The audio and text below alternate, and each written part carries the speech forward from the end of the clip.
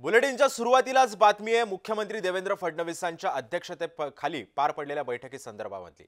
मुख्यमंत्री देवेंद्र फडणवीसांच्या अध्यक्षतेखाली वर्षावर एक बैठक पार पडली। स्थानिक स्वराज्य संस्थांच्या निवडणुका या महत्त्वाच्या आहेत। निवडणुकीच्या कामाला लागा, महायुती म्हणून निवडणूक लढवायची आहे। मुख्यमंत्र्यांनी भाजप मंत्र्यांना असे आदेश दिलेले आहेत। या संदर्भात अधिक माहिती देतात आमचे प्रतिनिधी मनोज दयाळकर सध्या आपल्या सोबत आहे। मनोज, काल रात्री वर्षा निवासस्थानी मुख्यमंत्र्यांच्या उपस्थितीमध्ये ही बैठक पार पडली। आगामी महानगरपालिकांच्या निवडणुकीच्या संदर्भामध्ये कोणकोणता मास्टर प्लॅन भाजपकडून आखला जातोय, काय अधिकचे अपडेट्स?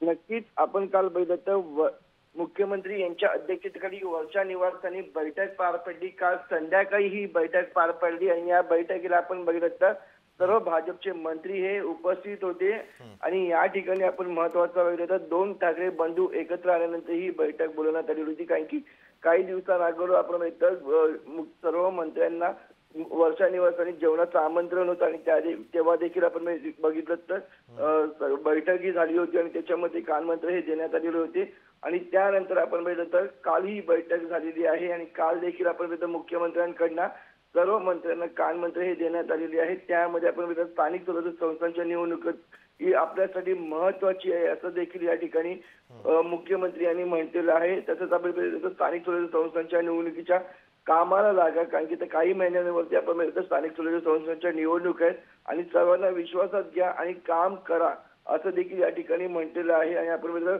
महायुती म्हणून स्थानिक स्वराज्य संस्थांच्या निवडणुकी लढायच्या आहेत हे देखील या ठिकाणी कानमंत्र देण्यात आलेलं आहे। आणि आपण बघितलं 2 भाऊ हे एकत्र आलेले आहेत। रविवारी आपण बघितलं मेळावा देखील झालेला आहे आणि त्यामध्ये आपण बघितलं बाळासाहेबांची इच्छा ती पूर्ण आहे असे 2 ठाकरेंनी म्हटले आणि त्यावरती आता या कालच्या बैठकीमध्ये देखील 2 भाऊ एकत्र आल्यावरती चर्चा देखील झालेली आहे अशी देखील माहिती या ठिकाणी मिळत आहे। नक्कीच, धन्यवाद मनोज, तुम्ही दिलेल्या अधिक माहितीबद्दल।